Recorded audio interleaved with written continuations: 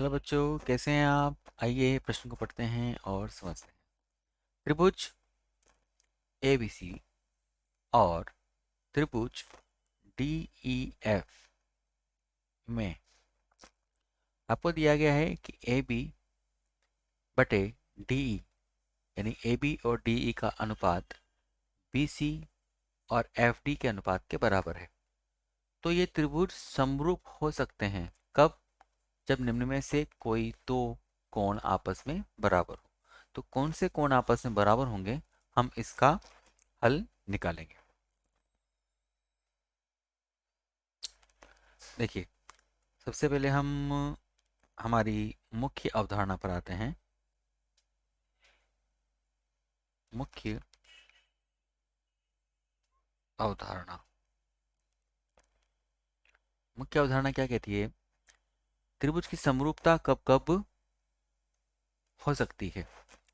दो त्रिभुज आपके पास समरूप हो सकते हैं कब? जब यदि उसके तीनों कोण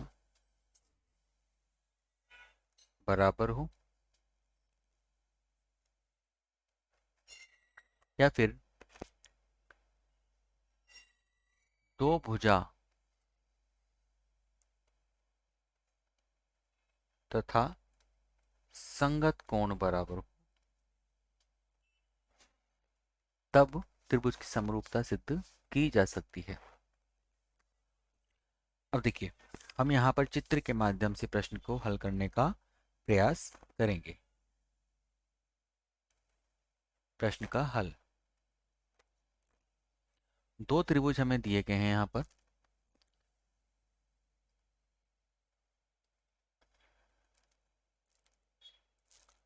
त्रिभुज A, B तथा C, और एक त्रिभुज और है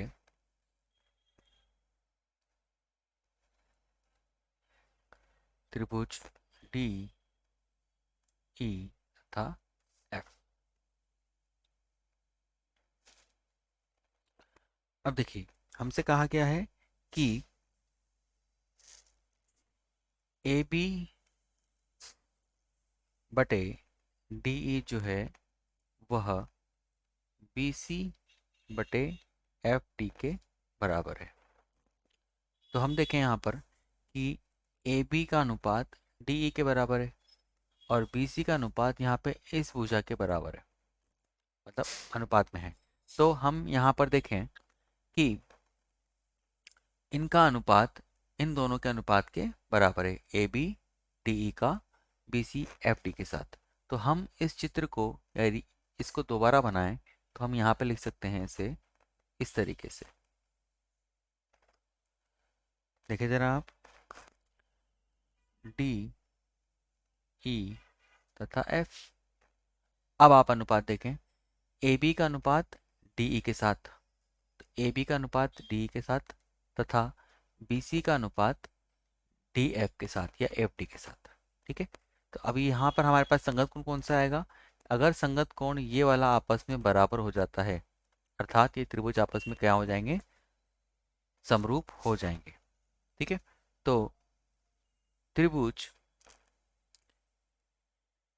ABC तथा DEF में